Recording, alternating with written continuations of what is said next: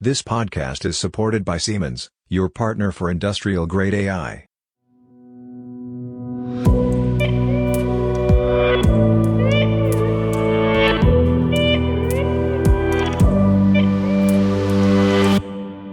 Hello everybody and welcome to a new episode of our Industrial AI podcast. My name is Robert Weber and it's a pleasure to talk to Günter Klambauer. Hello, Robert. Hello, welcome, Günter. Once again, guest in our podcast. It's a little bit funny of what we are talking about today because you sent me a message after our recording and you said you could explain a neural network with a Tamagotchi analogy.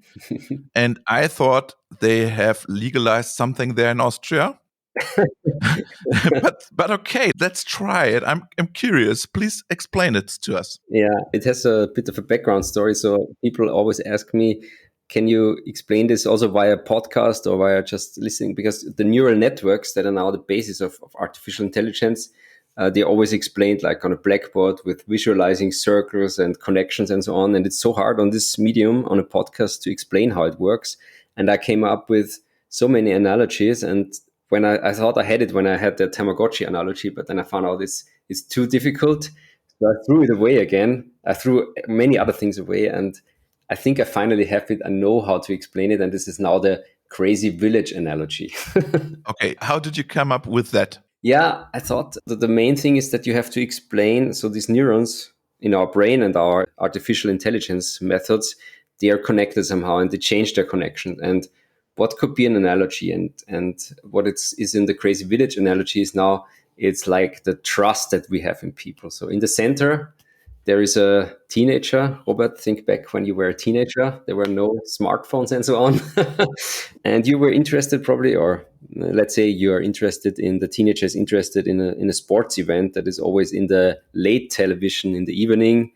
And the teenager wants to watch it, but is not allowed to watch it, right? So a situation that many of us might have seen, probably not with sports games, with soccer games, but with other things. And then on the next day, when the teenager goes to school, she wants to talk with their schoolmates about this soccer game, but yeah, she hasn't seen it. So that's a problem, right? And the solution is, okay. But my idea was when I was not allowed to watch a movie, I took the TV magazine and read the comprehensive of the movie. We will come to, so that's also in the crazy village analogy. We will come to the magazine. So, okay. But the crazy village is now that all people are so extremely friendly. They don't tell you that they haven't seen it. So if you ask them what happened in the soccer game last night, they will tell you something. Okay. So what the teenager does, he, on his way to school, he meets the neighbor and asks him, hey, have you watched the game yesterday? I want to know how it ended. And yeah, the neighbor, let's say, he said, yeah, I watched it. It ended 5-7. It was an incredible game. Okay, yeah. Then the teenager next meets, let's say, the baker, gets some bread, and asks him again, so have you seen the soccer game? And the baker, yeah, it's a crazy village. He will not say that he hasn't seen it. So he answers, yeah, I saw a few scenes. This and this happened. And it was a 0-0.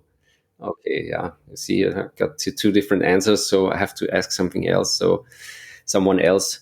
So the teenager walks to the next person. It is a schoolmate that she meets on the way to school and asks, hey, have you seen the soccer game yesterday? What was the score in the end?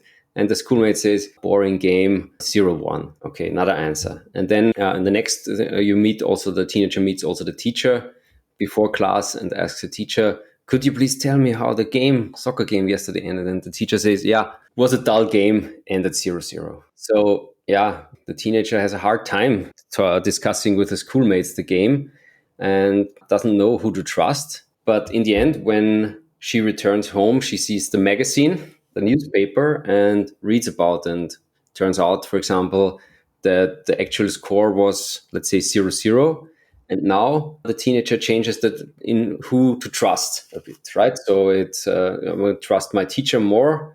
My neighbor, I wouldn't trust a lot because he said it's ended 5-7 and so on. So it's slightly changed upon seeing the actual result. You slightly change who you trust. And this change in trust is what we call learning. So what we would call And please interrupt me anytime, Robert. I just I would connect this now with the neural network that we have in the artificial intelligence systems. So the teenager represents the so-called output neuron. So this is the neuron that has to predict something. It has to predict what the soccer game outcome was. And the input neurons, these are the people. The neighbor, the baker. Exactly, the baker, the neighbor, the schoolmate, the teacher, who have seen parts of the input, which was the actual TV event, a TV soccer game, and they share only partial information about this game with the person, and some wrong information, and sometimes even like reversed. Maybe the schoolmate wants to tell exactly the opposite or something like that. So the teenager starts with some initial trust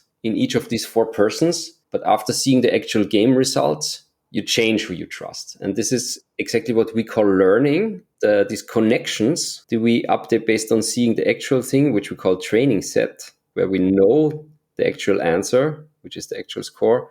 Based on that, we change this trust. And so in the next day, you repeat this thing again. The teenager walks to school again, talks again with the neighbor, the baker, the schoolmate, the teacher, and does the same thing again.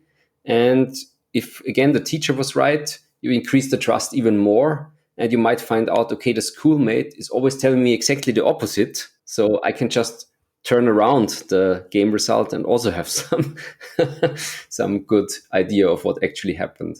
But what role does the magazine play? The magazine is the actual result. So that's like the training set of trusted information. So we have for the AI systems, they are always trained on a training set, which is, for example, for compared with image classification. So you have a set of images that you have to classify, on which you have to detect objects like boat, cat, dog. And the training set is correct, you assume to be correct. These are pairs of images with the correct label. So the magazine is the training set. So here we have pairs of soccer games with the correct score. So based on that reliable information, I can change who I trust. I would have one extension, but yeah, sure.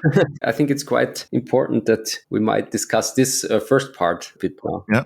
How did you come up with the idea? Yes, the difficult thing is to find something that we well understand that has these adaptive connections, because like in this artificial neural networks, you have connections between neurons that during the training time you change based on some mathematical rules, which are very difficult to explain. And so I have to find something which is very natural for us, where we have something like a connection to some other entity that we constantly change. And the only thing I could come up with is this trust, because we all have a network of persons that we know, we talk to regularly. And some we trust if they talk to them, and some we don't trust, or we say we know that they are prone to telling exactly the opposite of what is actually happening.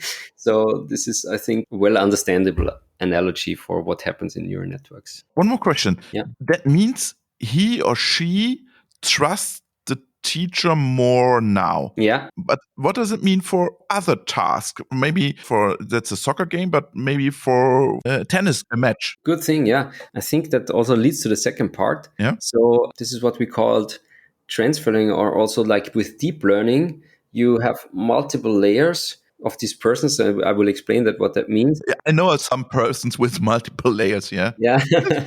Now, you can share information between tasks. And that's also what happens in this learning system. If you already have a system that, for example, can distinguish cats and dogs, it might have, I give it the task to distinguish ships and cars.